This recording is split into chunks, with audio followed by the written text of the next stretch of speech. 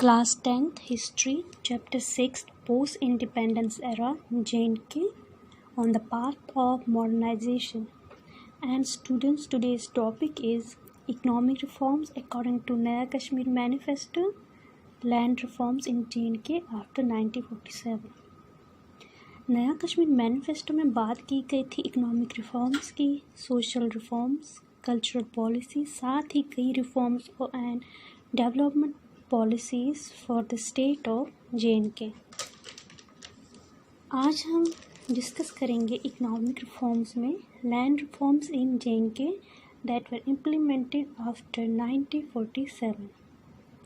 शेख अब्दुल्ला साहब जैसे ही उनको प्राइम मिनिस्टर बनाया गया रियासत जम्मू एंड कश्मीर का इन 1948, तो उन्होंने जो नया कश्मीर मैनिफेस्टो बनाया था और उसको अडॉप्ट किया था नेशनल कॉन्फ्रेंस ने, तो उनको उस नया कश्मीर मैनिफेस्टो में जो बातें कही गई थी उनको अमली जामा उन्होंने पहनाना शुरू कर दिया जैसे ही वो प्राइम मिनिस्टर ऑफ J&K बने।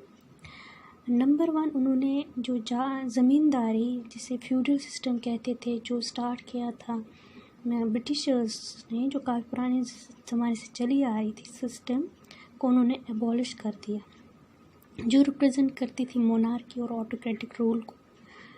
जागीर, मुआफिस, मुकरारी और चकदर जैसी चीज़ें भी उन्होंने बंद करनी, उस पर बैन लगानी उन्होंने शुरू कर दी। नंबर 2, फसलों की पैदावार उनको बढ़ाना, गरीबी और भुखमरी को ख़त्म करने के लिए उन्होंने प्लान बनाया, उस प्लान का नाम रखा गया ग्रो मोर फूड। इस स्कीम के तहत गवर्नमेंट की जो वेस्ट लैंड्स थे जिसका इस्तेमाल नहीं था, जो गवर्नमेंट की ज़मीन थी इसका कोई इस्तेमाल नहीं हो रहा था, उन्होंने इस स्कीम के तहत ये गरीब लोगों में, लैंडलेस मज़दूरों में उनको ये ज़मीन अलॉट कर दी। एक तो इससे क्या हुआ, एक तो ज़मीन पर फसल उगनी शुरू हो गई। इन लोगों ने जिनको ये ज़मीनें मिली, लैंड मज़दूरों को, एक तो उन्होंने इस पर क्रॉप लगाना शुरू कर दिया। इससे क्या हुआ, एक तो इन लोगों को अपने लिए खाना मिला क्योंकि गरीब थे, और साथ में इससे क्रॉप प्रोडक्शन और जो ज़मीन थी अंडर कल्टीवेशन इन J&K वो उसकी परसेंटेज बढ़ गया। इससे गरीबी और भुखमरी से, जो उस टाइम था भी काफ़ी गरीब थे लोग और वो सारे भूखे भी रहते थे, तो इसकी वजह से ये दोनों जो चीज़ें थी वो थोड़ी सी कम होनी शुरू हो गई थी। ये वो स्कीम थी grow more food scheme. Number 3 था distress debtors relief fund act of 1950। जिन मज़दूरों को, फार्मर्स को, कारीगर्स को जो गांव में रहते थे या टाउन्स में रहते, जिन पर कोई कर्ज़ा जिन्होंने लिया हुआ था, उसको गवर्नमेंट ने माफ़ कर दिया। तो ये भी एक अच्छा प्रोसेस था towards the welfare of people of J&K के कर्ज़े उनके गवर्नमेंट ने माफ़ कर दिया।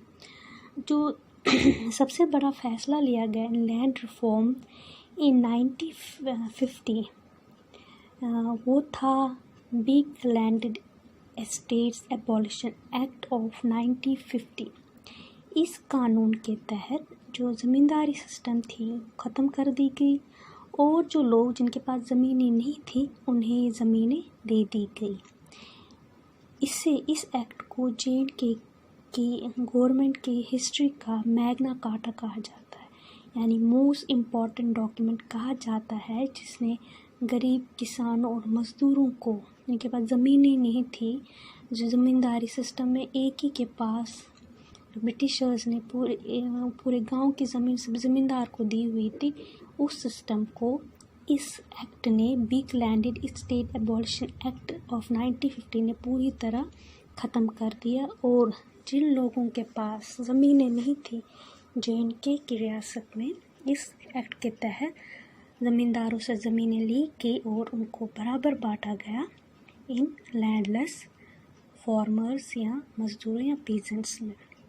तो इस तरह शेख अब्दुल्ला ने प्राइम मिनिस्टर बनते ही ये इकोनॉमिक रिफॉर्म्स यानी कि लैंड रिफॉर्म्स جو سب سے پور لوگ تھے، جو جس طبقے پر سب سے زیادہ ظلم تھا، جو غریبی میں بھکمری میں جی رہا تھا، شیخ عبداللہ صاحب نے وہاں سے لوگوں کو اٹھانا شروع کر دیا۔